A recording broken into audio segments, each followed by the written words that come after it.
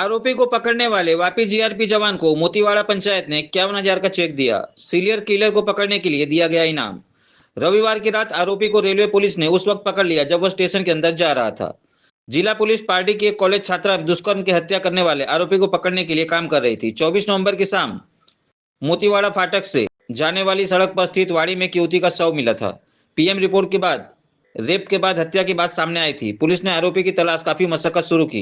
गुजरात समेत अन्य राज्यों में दिन रात पुलिस भागदौड़ कर रही थी। आखिरकार 11वें दिन रविवार की रात जीआरपी जवान मनोज थोराट और चंद्रकांत भाई गामित ने सीसीटीवी फुटेज के कैद संदिग्ध चेहरे पर आरोपी को वापस स्टेशन से उठा लिया। हरियाणा के मूल निवासी आरोपी ने जीरह में 4 और हत्याओं की बात कबूली। इसके अलावा उसके खिलाफ दूसरे राज्यों में 13 से ज्यादा अपराध दर्ज है। इस अवसर पर मोतीवाड़ा सरपंच जयसुख नायक, खड़की सरपंच शंकरभाई पटेल, पार्टी PI GR Gadhvi, GRP PSI JB Mithapara, RPF PI Anil Yadav सहित पुलिस स्टाफ मौजूद थे।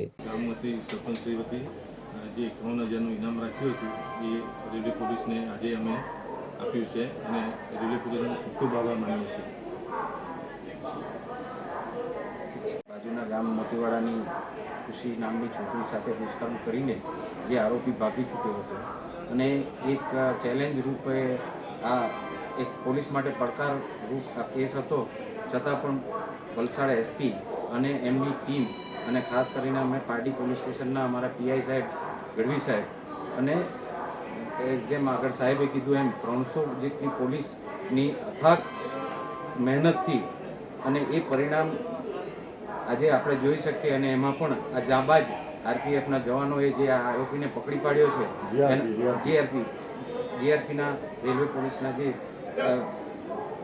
જાબાજ જવાનોએ જે આરોપીને પકડી લીધો છે એમની હિંમતને બિરદાવવા અને અમે જે અગાઉ અમારા સરપંચ જયસુખભાઈએ જેમ કીધું હતું કે જે કોઈ આરોપીને પકડશે એને અમે પર્સનલ 51,000 રૂપિયાનું ઇનામ આપીશું, તે ઇનામ અને એમની આ હિંમતને બિરદાવવા આજે રોજ અમે ઉપસ્થિત થયા છે। સાથે અમારા પાર્ટી પોલીસ સ્ટેશનના પીઆઈ ગઢવી સાહેબ પણ છે।